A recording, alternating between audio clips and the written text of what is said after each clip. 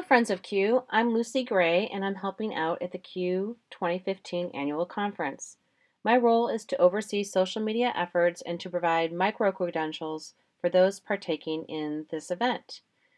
This is a pilot program in partnership with a company called BadgeList. We are looking to understand the concept of digital badging and how we can encourage active participation in the conference. In this screencast, I will show you how to get started with joining the learning group for CUE within BadgeList and how to obtain digital badges for your active involvement in our event. If you'd like to know more about micro-credentialing, we suggest that you check out the Mozilla Foundation, which has been a pioneer in this area, and Open Badges.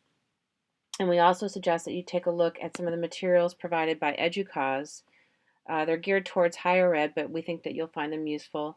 And also take a look at Digital Promises Educator Micro-Credentials Initiative as well.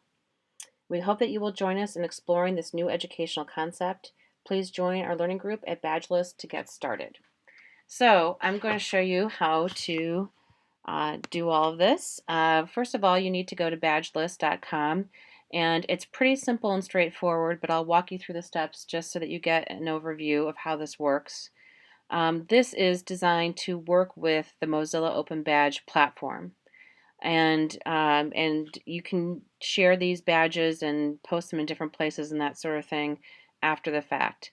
Public learning groups are free, and it's possible to get private groups if you want to pay for it. So you're going to click on in the upper right hand corner or down here where it says create a new account to sign up. And you just have to provide some basic information, your name, a username, your email address, and a password. Pretty straightforward. I already have an account, so I'm going to go ahead and sign in to show you what my homepage looks like. You'll see that I belong to an assortment of groups already for other projects. The BadgeList Learning Group is kind of a help group from BadgeList, so you may want to join that one if you are interested in exploring all the features and asking questions. Right now, I'm going to enter the CUE group. If you wanted to start one yourself, you would click on the green plus button in the upper right hand corner. So right now, I'm going to click on CUE. And the URL for this is simply badgelist.com/CUE if you want to go directly there. And you're probably going to see something in the upper right hand corner that says join this group. So you're going to go ahead and join the group.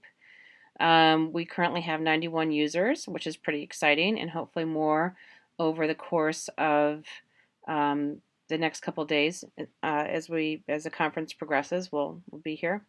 And you're going to see lovely designs that have been created by CUE's own Danny Silva.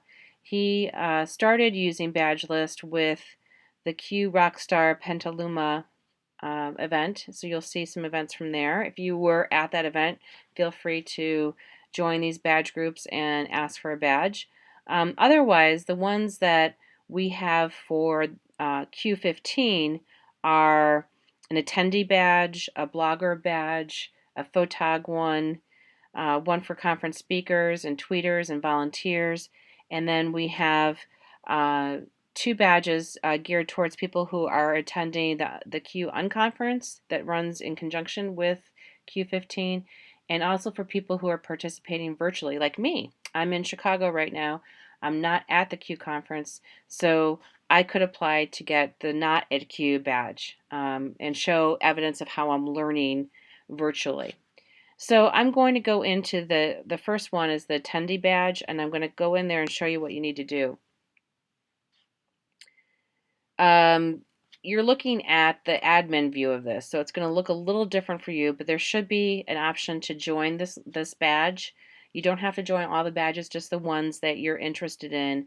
And you'll see that your name will show up down at the bottom as a badge learner. So these are people who have joined this badge group, but they may not have necessarily given me any evidence of what related to the requirements of this badge yet. The requirements, I'm going to go up to the top, are you just have to post a picture of your 2015 conference badge, and there should be a button there for you to click on, and you can post a picture of that. I believe people have been mostly posting these to Instagram or to Twitter, and then posting the link here in the body of this post. So once you've done that, I get a notification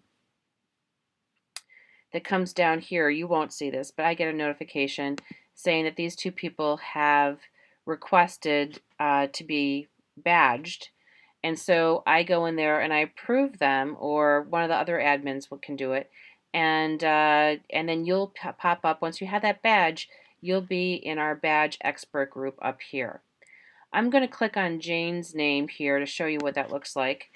Jane Lofton has been very active with the badging, and here you can see the badge that she earned from us, and you can also see the evidence that she posted to justify that badge.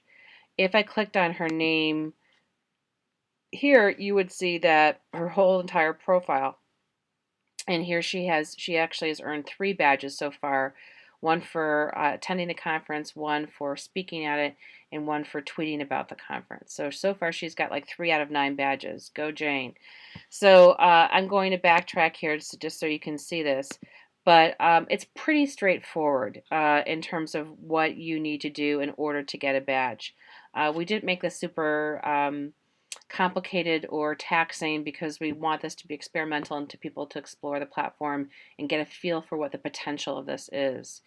The other thing I want to point out is that I've put in some information under the badge overview section of each of these badges, giving you kind of some direction on what you need to do. This one doesn't have a lot of detail, but you should also realize that there's a badge wiki that anybody can edit that's associated with this badge. So if you want to add a resource or something, I've set it up so that the learners and the admins in this group can edit that wiki. So I'm going to click on the badge wiki right here on the right hand side, that button there that says view badge wiki, and we can have as many pages as we want in our wiki. I'm going to click on the one that says general attendee information. What I did here was, for people who are new to the conference, I added some very, very basic information about where they can find things as kind of a resource. So this is another potential use of this particular platform, is that we can add links to go along with the evidence and the people who are part of this learning group. I thought that was pretty cool, and it was very easy to do, and I'd be happy to show anybody how to do that at some other time. I'm going to click back here in the upper left hand corner to go back to the CUE Learning Group, and I'm going to go into one more badge area just to kind of go over this really quickly.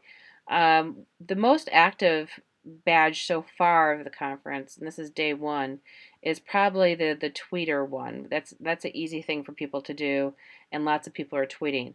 So if I click on the tweeter badge, which I personally like, I like the badge design myself the most, you're going to see that all you have to do is post one tweet using the hashtag Q15, and if I, as a admin of this, click on the evidence tab, I can also show go to a link where it shows all the tweets that have been issued for people, or that people have posted. So it's kind of a fun way to kind of see collectively all the evidence that people have posted here. So that's another way, another view, another view of the content that has been accrued by the people in this learning group. I'm going to go back to the Tweeter page here, and you'll also notice that I posted some additional resources in the badge overview for people who are using Twitter at Q15. There's some kind of cool resources here that you can look at to view tweets and things like that as well.